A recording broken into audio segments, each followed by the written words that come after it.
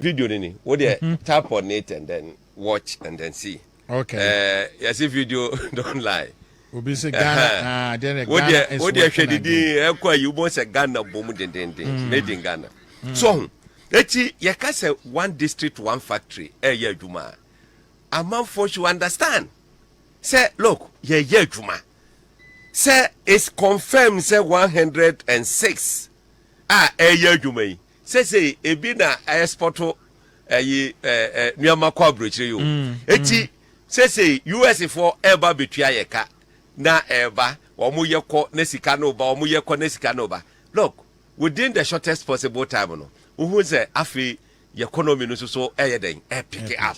Sika ye nyafra brochire de ba no na kosoro enkonko ye can say importation kwa na afi ye so ye den ye exporto nuama dediko. Eti ye bedo mo ase ewo adwuma pa omo aye asabre nuama etimi kwa brochire Ghana fo a ewo honom omo ye adwuma ho mo so anya bia omo di ho adanse Nyankopon enhira president Akufo-Addo ene alancha maintain so say omo ahwa amasa nuama ni nyina akoso kama na no na me nkonkwoti a NDC for say omo so ye factory pa hey ni abubo factory ya factory no ba ko ye dey say trouble gas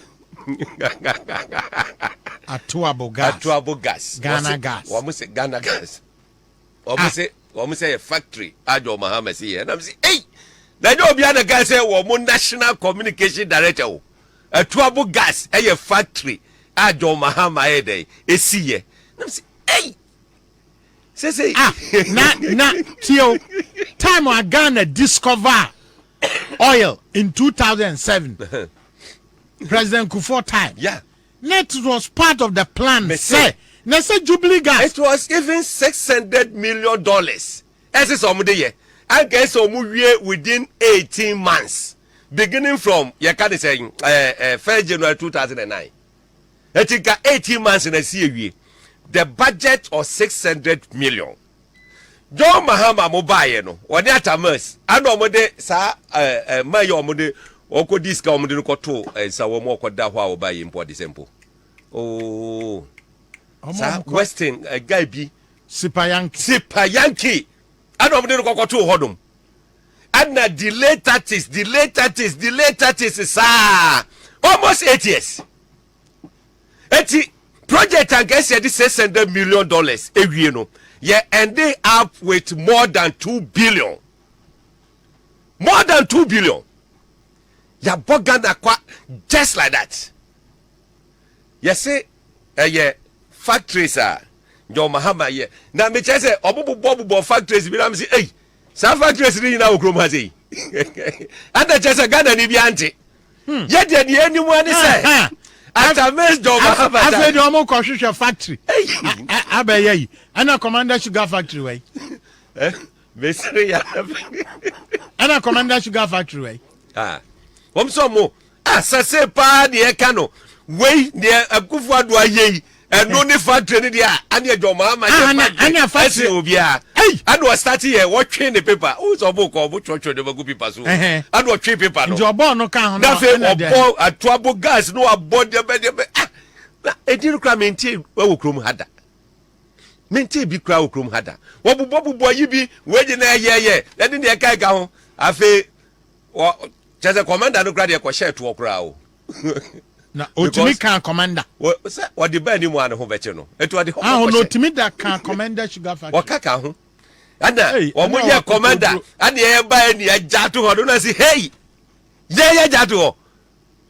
Mu commission adi we 2 weeks pepe ana mu post me down. Ana mo advertise here. Yeah. Some of a private investor. Ana mu tra ho na mu di lose elections. Etie ye den and MPP ne beja Komenda sugar factory to hono. Emre bi former president Mahama ekasai. And was look. Oh yeah, as say we see factory see once wadwene raw material ho. Say okay. And I say yeah Ghana for. This is the manner or pese or sabedi president to okrom ha. Ye see factory see ho wie as ya go hwehwe raw government only policy. There be ye de any policy.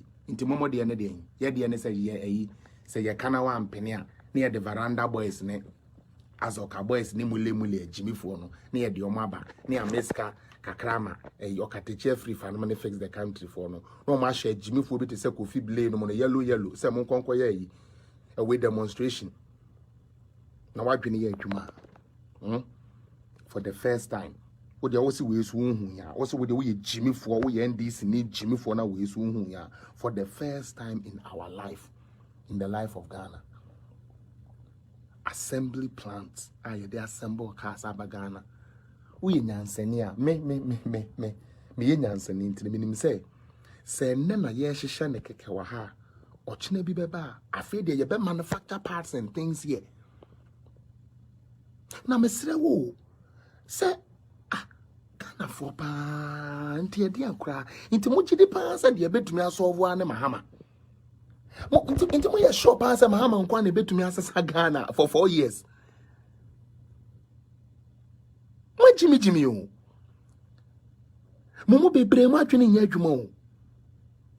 Obi aye minister, why MP, why vice president, why president, once Ghana. Hey, when you serious?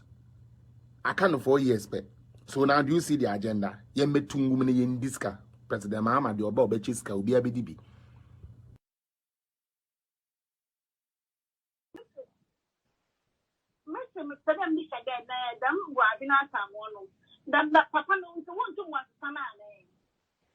Say, I did a 2022, so we'll be a nomination now.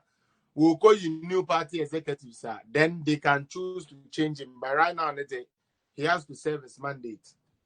And I don't speaker of parliament, my friend. Sababu, Babe. I need to know you too much, I don't know. But that's one to my friend, one to my friend. To my friend, privileges committee can call him. I think he's not above that. He's not above that. Yo. I want to work from now to another reason on them. I'll put you there, baby, can master me. Can you enjoy it today? Yes, a man will be I want to one friend. I want to work from. I do a friend. I would have done another after you be there. What I am great was great. You never do a way you think there. You pay 50. Then why you pay you peace? You pay us some again. No, you know, Mr. Ring, I didn't know the direction. Damn what? Yeah, so I know. But that's the door. Elliot, my pa, I mean, sure. I say, that's